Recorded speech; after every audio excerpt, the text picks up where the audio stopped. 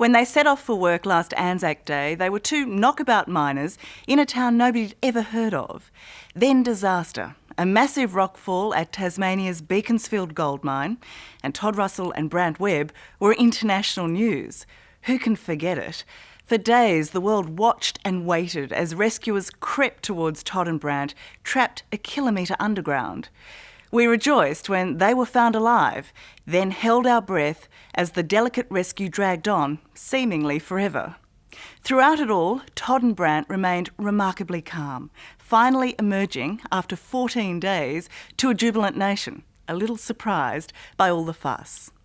A year on, the boys still marvel at their miracle escape, but they're also changed men, deeply troubled by what happened down there. Remember when 12 months after Australia's most dramatic mining disaster and rescue, Beaconsfield is almost back to how it was. Quiet, friendly, an easy place to pass through. But standing over the town is the mine, always there reminding us of the events of Anzac Day last year. And there's always Todd Russell in his big black four-wheel drive.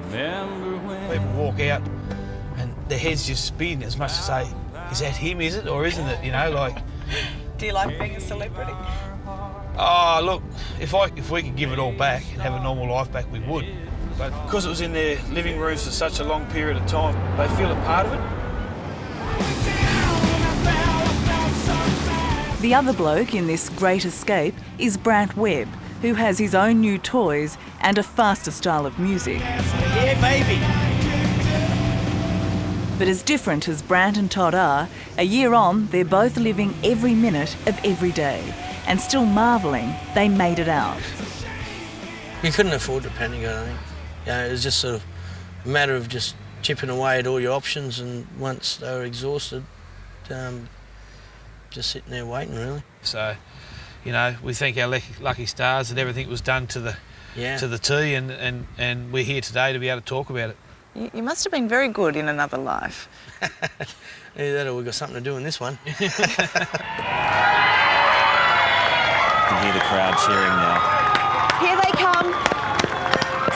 They're back. Oh my goodness, look at They've taken the tags. They've clocked off. It was just before dawn on the 9th of May last year. 14 days after a massive rockfall traps them underground, they surface triumphant and safe.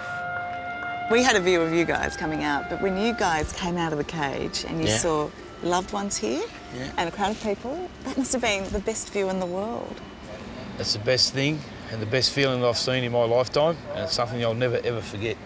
It was more like, we're safe. Yeah. You know, nothing here can hurt us.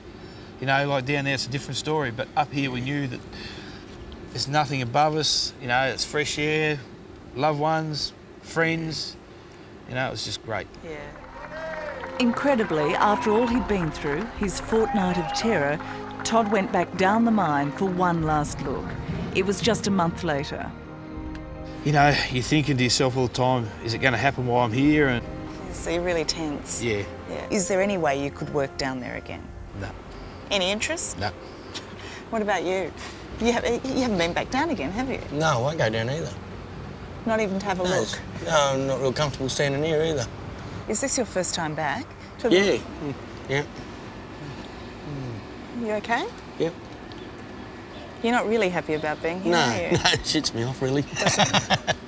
Yeah. No. I'm a bit funny in the legs myself, actually. Are you? Yeah. Bit nervy. Yeah. 'Cause, I mean, you know, it's just one of them things, you know, wrong place, wrong time. As we now know, Beaconsfield was rocked by a severe seismic shock at the end of Anzac Day. They shake this mining town frequently, but for Todd's wife Carolyn and Brant's wife Rachel, this one was frighteningly bigger than the rest. To start off with, I thought, oh no, he's gone. But then later on in the night, I just felt like he was still around and he hadn't gone. The impression that you had was that the rest of the people at the mine thought there's no way these guys can survive this. I knew. That's exactly what they thought. And that was really getting me mad. Because I thought, if you're all not believing I've got to make you believe. How am I going to make you believe? Because you've got to get there, and you've got to get there fast. That's all I knew. Nearly a kilometre below the surface, Brant and Todd were entombed in a rocky coffin. It's worth remembering how these blokes lived for 2 weeks. After the rocks stopped falling, their crushed cage was so narrow, each had less than 40 centimetres across to lie down in. It was impossible for the men to lie flat on their backs at the same time, and so one would always be on his side. And so tiny was the space, his shoulder would rub the rocks above him. It's claustrophobic just thinking about it, but these guys were also injured. You're covered with rock, your knees smashed up, your legs bent up behind the back of your backside, and you know, you're covered in rocks in a matter of just a blink of the eyelid. So I kept blacking out, and I'd wake up and try to be screaming, you know, you're there, you know. I sort of come around and, oh shit, and start moving a few rocks. You know, and sort of pass back out. Just a few metres away, Larry Knight had been killed by the falling rocks. It could so easily have happened to Brant and Todd. You were telling Brant, they're coming to get us, but what did you really think? I believe myself that they were doing a body recovery rather than a body rescue. Is he a good fibber? He's not bad. I had him convinced, put it that way. Yeah. Do you feel there's a heavy expectation on you to always be happy and positive because you got out alive? No, I don't think that's that, but not every day is a good day, and that's why sometimes, you know, like you'll just go home and you won't leave the house and you won't answer the phone. So when you lock yourself away from the rest of the world, what are the demons you're dealing with? You know, talking about like Larry, for instance, you know, that's not a real good subject, you know, and his family. Even a year on, Todd's wife Carolyn has her own hurdles as she remembers the impact on her children, 12-year-old Trent, 10-year-old Madison and 6-year-old Liam. And for the whole time that Todd was away, how were the kids?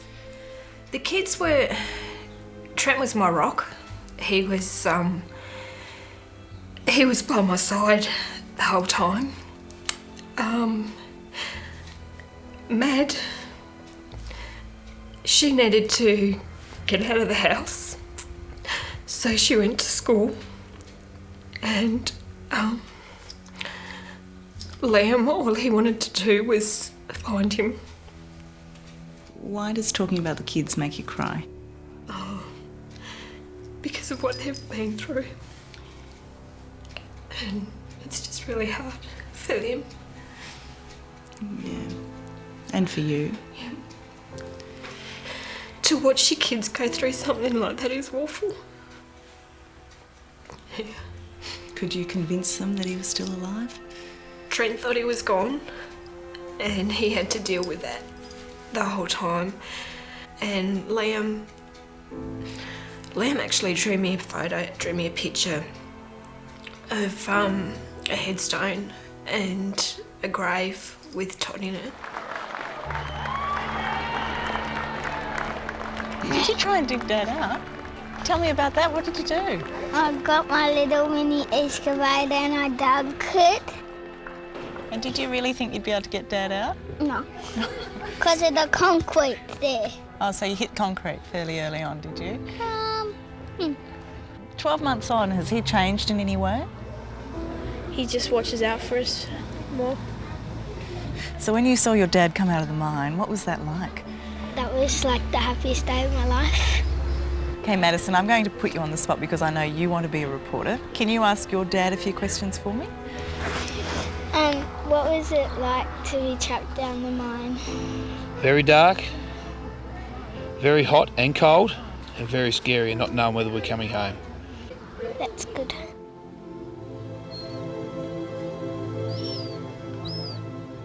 It's all gone very quickly. This whole year's gone very fast. It doesn't seem like it's been a year now. No.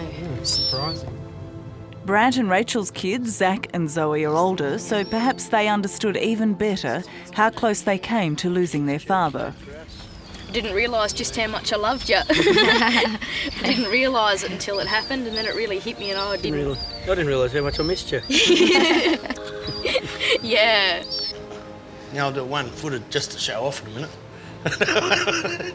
With his wicked laugh, Brant Webb has always been the joker of the pair. But his fortnight trapped underground has hurt him a lot more than he likes to let on. He now suffers panic attacks and, physically unfit to work full-time, spends many hours trying to recuperate. I think they call them bulging discs. There's a couple in the neck, one in the middle and a couple in the lower back. And what sort of time frame have they given for you to recover? They don't recover. Ever. And mentally, how are you? Yeah, I think I'm pretty good, but then I get told that I'm not all that flash, so I don't know. Usually you go downhill, you get aggressive, you don't want people around and things never go right. Do you ever get violent? No, I don't try and get violent, I try and walk away first, but, the day will come when I don't walk away. And had you seen that in yourself before? No, not really. No, I'm a lover, not a fighter. Oh, what sort of is that? What happened there? Run out of steam. Oh, I said you were soft. Should have had some, Well, of course I'm soft. I've been carrying you for the last bloody 10 months. Remarkably, neither suffers claustrophobia, as you might expect.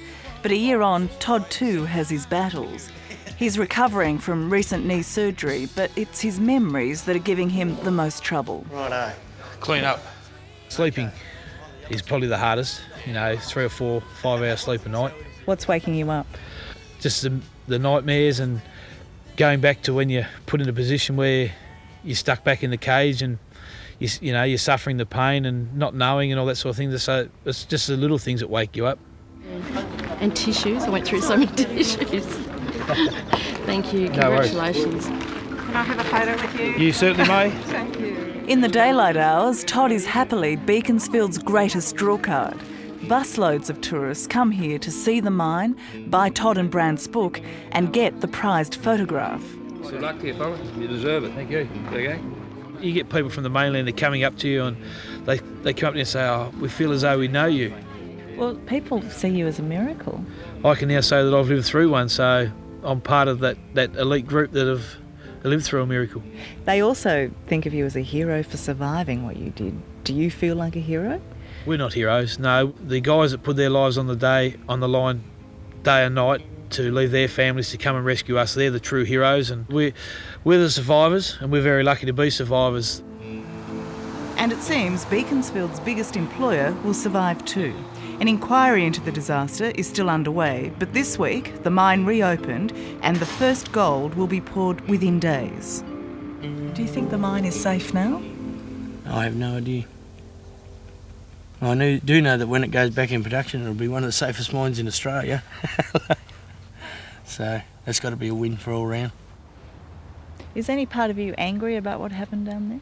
I don't think. Well, maybe there is and maybe there isn't, but it's just one of them freak accidents.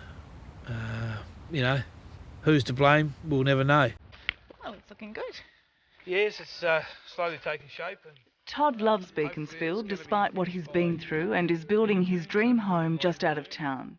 Beaconsfield's such a busy place. It is at the moment. It's great at the moment. His workplace is now the talk circuit, but in his spare time he does what he loves most. Brant also loves the outdoors and has new jet skis to prove it. He has a part-time job as a marine mechanic. And like Todd, he has no plans to move out of the area, but that's where the similarity ends. He still loves Holdens. I hate Holdens. I love Fords. He hates Number one. Fords. And you still like shooting animals?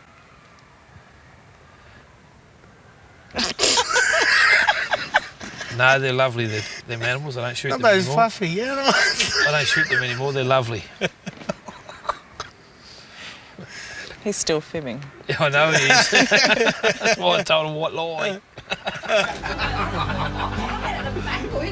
Having the luck to survive the rockfall and the tenacity to hang on 321 hours to be rescued, Brant and Todd are now Australian legends. In recognition of the first anniversary of these events, For the last 12 months, they've been writing and singing about it. They've become Survivor's celebrities. 321 hours. And why not, after all they've been through? 321 hours. These tough Tasmanian men might prefer to laugh it off, but their wives know better. To come through something like that and be the way they are now, it's something they're unreal. I know you say that they're strong, incredibly determined men, but it's incredible that they survived that. Well, that's what a miracle's about. A miracle already begins before it's happened. So it was already in place, and that's how they survived. Do you think they're heroes? Well, Brant's always been my hero. I mean, always. He's always been my hero.